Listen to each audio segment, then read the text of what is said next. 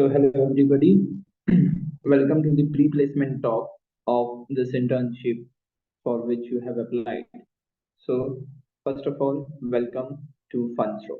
So, before your interview or before you join the organization, first you need to understand what exactly is the organization, where I have applied, for which specific job role I have applied, what is the internship all about in a general manner, in a role specific manner, what am I going to learn from this, what am I going to earn from this, and most importantly, what exactly my work is and how that work is aligned with my future job role in terms of my future placements, in terms of my future business. So first you need to understand about the organization, then prepare accordingly for the interview. So before the interview, this pre-placement talks gives you an overview regarding what exactly the organization is about. So without wasting much of time, we'll directly start with the pre-placement talk. So first of all, we need to understand what exactly FundsRoom is. So FundsRoom is a fintech startup. It's not a company, it's a startup. There's a difference between startup and a company. A company is a place or an organization, or we can say a generalized business is a place where the process is uniform, the process is being repeated, and the product is similar.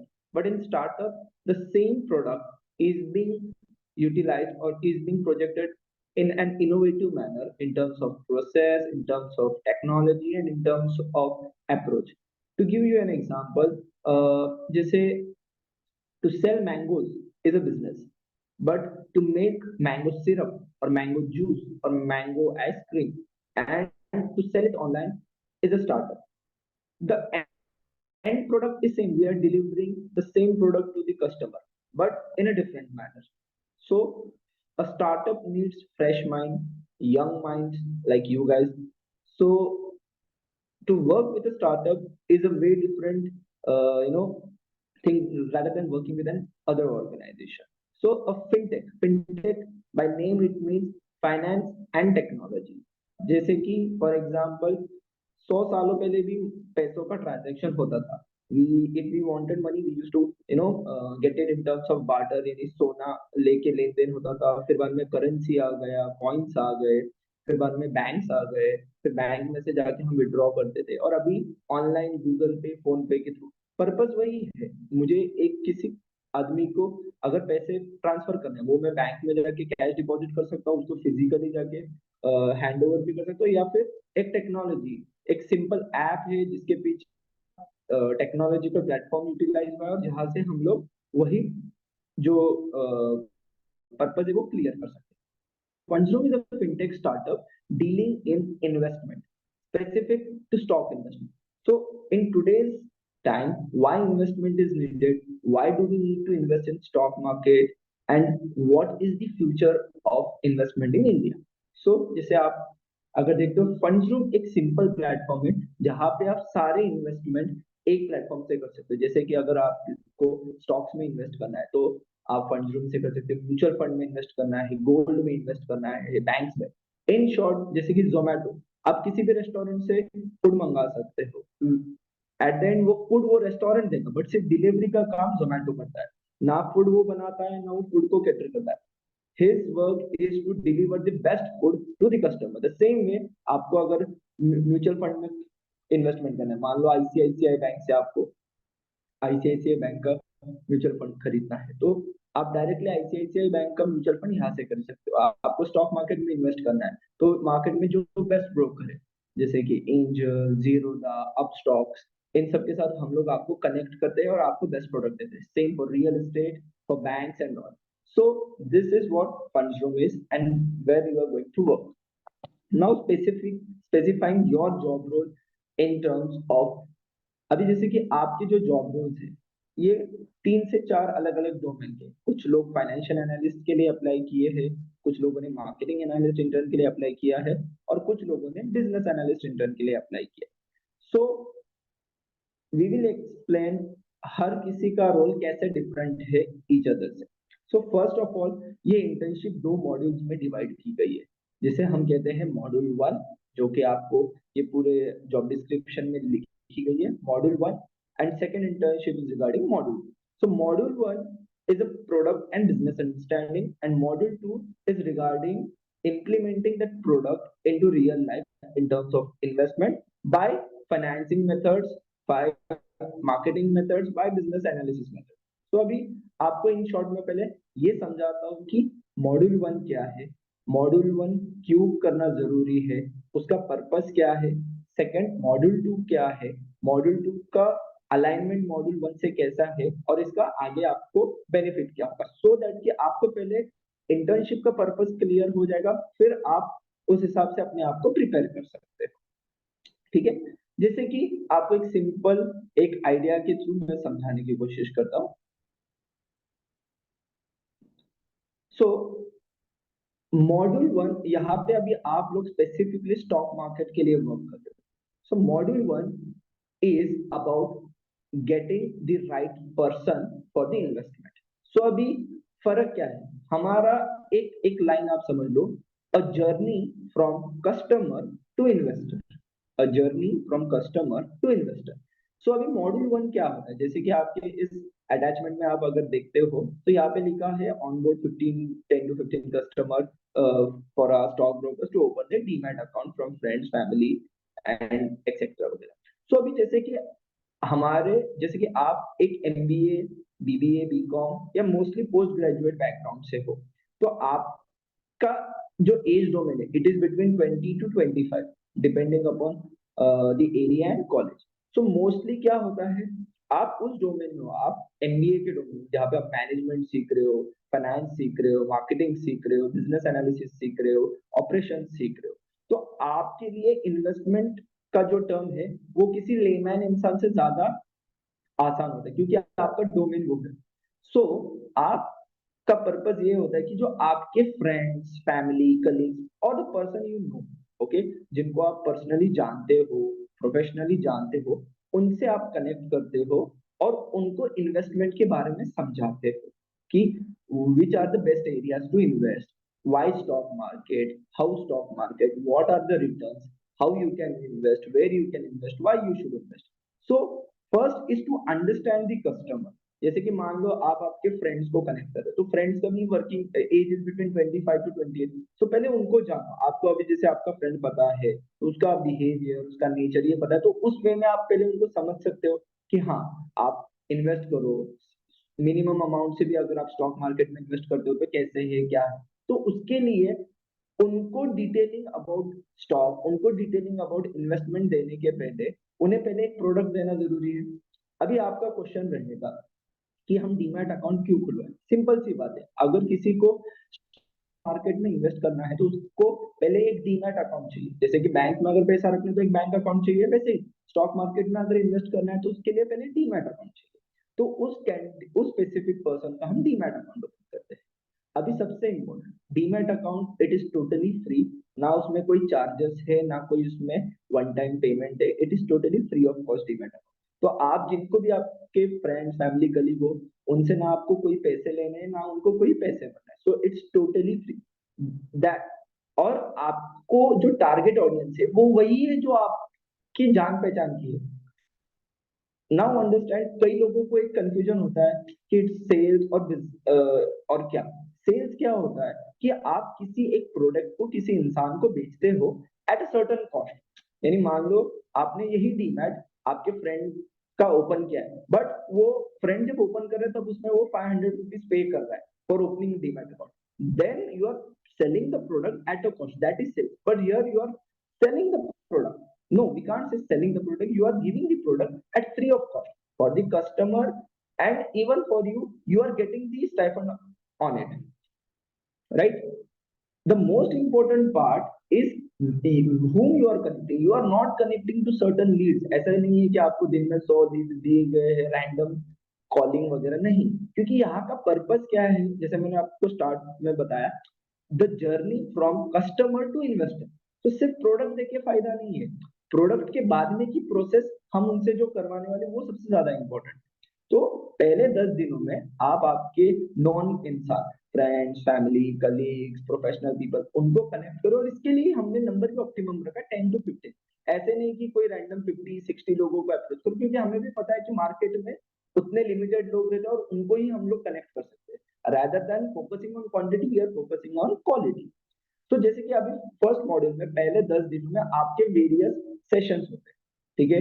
जैसे कि general orientation, hands on, फिर बाद में कैसे process करना है, stock market में trade कैसे करना है, पोर्टफोलियो कैसे बनाना है, टेक्निकल एनालिसिस कैसे करना है, फंडामेंटल एनालिसिस कैसे करना है, ट्रेडिंग कैसे करना है, ये सारी चीजें आपके फर्स्ट 10 डेज में होती है। अभी मॉड्यूल 2 जो आपका डोमेन रिलेटेड, जैसे कि अभी आपने फर्स्ट मॉड्यूल में 10 to 15 डीमैट अकाउंट ओपन किए।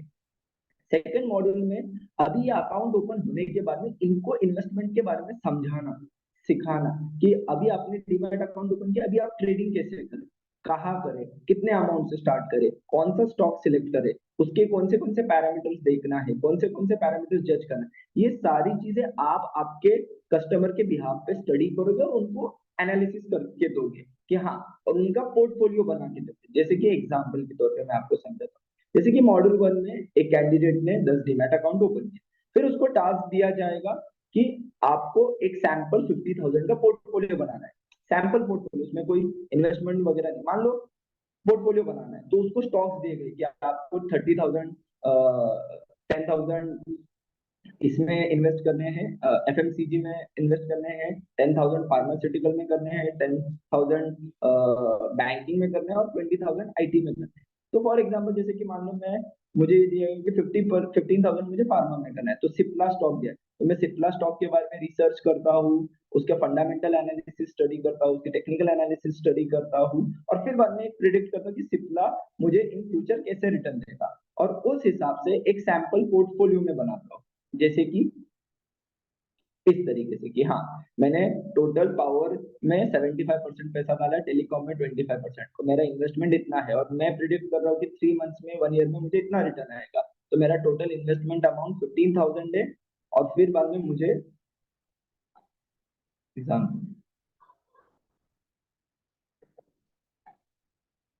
15,000 है, और मैं क्यों इन्वेस्ट किया हूँ, फ्यूचर में मुझे क्या ग्रोथ दिख रहा है, और मुझे क्या लग रहा है कि मेरा 15,000 का कितना रिटर्न आएगा, 20%, 14%, 30%, 15%, यानी ओवरऑल आप यहाँ पे उसको डिटेल एनालिसिस करके दे दो कि अगर आप इतना इन्वेस्ट करो तो इस बेसिस पे होगा। तो ये जो रिसर्च का काम है, जिसमें फाइनेंस के टर्मिनोलॉजी जैसे कि बैलेंस शीट पढ़ना, टेक्निकल एनालिसिस करना, फंडामेंटल एनालिसिस करना, ये सारी चीजें एक फाइनेंशियल एनालिस्ट इंटर्न का काम। अभी मार्केटिंग एनालिस्ट इंटर्न, अभी ये जो पूरा डेटा है इसको रिप्रेजेंट करने के लिए भी आना चाहिए, तो वो होता है पावर बीआई सॉफ्टवेयर। अभी ये पूरा डेटा इस मैनर में रिप्रेजेंट करना है जहां पे ये एक लेमैन इंसान समझ सके। जैसे कि अभी एक मैं लेमैन इंसान हूं, मुझे पता नहीं है कि कहाँ कैसे इन्वेस्ट किया, बट मुझे इतना पता चलता है 50,000 इन्वेस्ट किया है, 55,000 रिटर्न मिला, यानी 10% का प्रॉफिट हुआ है, और मुझे टोटल ओवरऑल प्रॉफिट 4,800। फिर वहां पे उसको डिटेल में समझ आ रहा है कि हाँ, इन्फोसिस में कितना इन्वेस्ट किया है, विप्रो में कितना इन्वेस्ट किया है, कौन से सेक्टर में क्या किया। तो ये इंटरैक्टिव डैशबोर्ड जो कि एक मार्केटिंग और फाइनेंस दोनों के लिए important रहेगा। So to present the data in the best possible manner is the work of a marketing analyst, जिसमें सोशल मीडिया स्ट्रेटेजीज रहेगी, इन्वेस्टमेंट स्ट्रेटेजीज रहेगी, presentation of data, presentation of report is the work of a marketing analyst intern. And same for the business analyst intern, to get this data, to sort this data, to analyze this data. तो ये एक काम एक intern का जो work from home में हमारे साथ काम करता है। अभी ये हमने इसलिए इस डिटेल में कहा क्योंकि आपको पहले ये समझ आना चाहिए कि मैं क्या प्रोफाइल के लिए ऑप्ट करूं। नॉर्मली हमेशा होता है कि आपको कॉलेज जेडी शेयर करता है और पढ़ते भी है बट समझ नहीं पाता, और उसकी वजह से इंटरव्यू में डर आता है। तो ये प्री प्लेसमेंट टॉक आपके डिटेल अंडरस्टैंडिंग के लिए कि हाँ, अभी मैं इस कंपनी के लिए अप्लाई कर रहा हूँ तो इसका पर्पस क्या है, इससे मुझे सीखने क्या मिलेगा, इससे मुझे आगे फायदा क्या होगा, उस हिसाब से।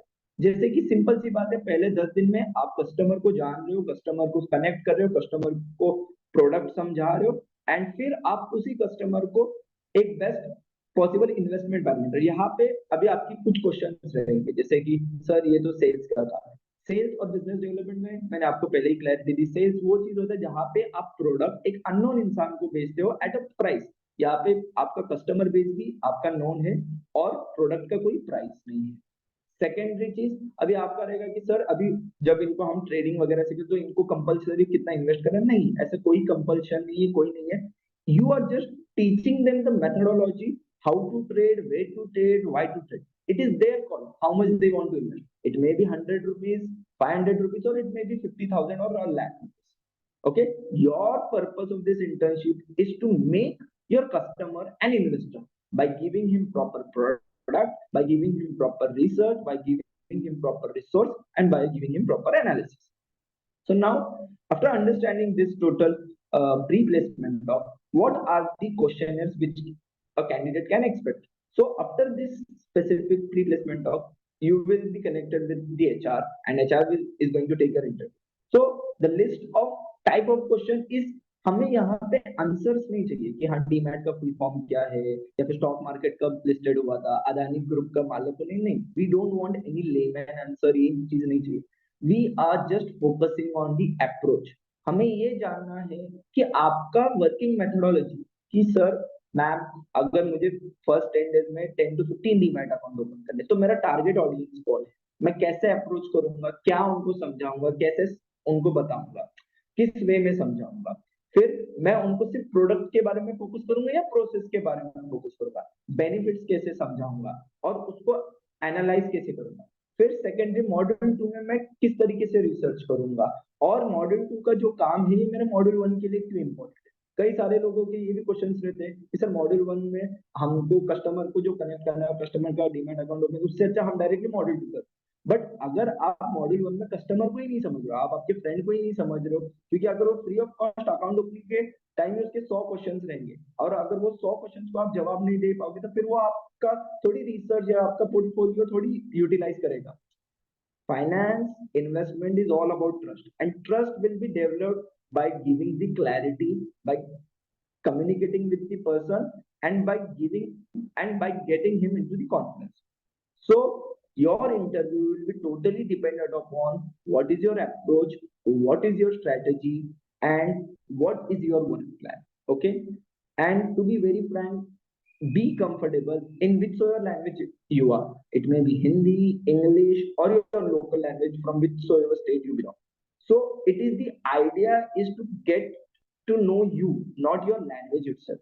ऐसा ना हो कि लैंग्वेज बैरियर की वजह से आप कंटेंट ना डिलीवर कर पाओ। So with that, I hope this specific pre-placement talks clears most of your point. And in case if there's any question, doubt, of course, the human resource team is there. You can directly ask them. And all the best. We wish you all the best and meet you again in the organization.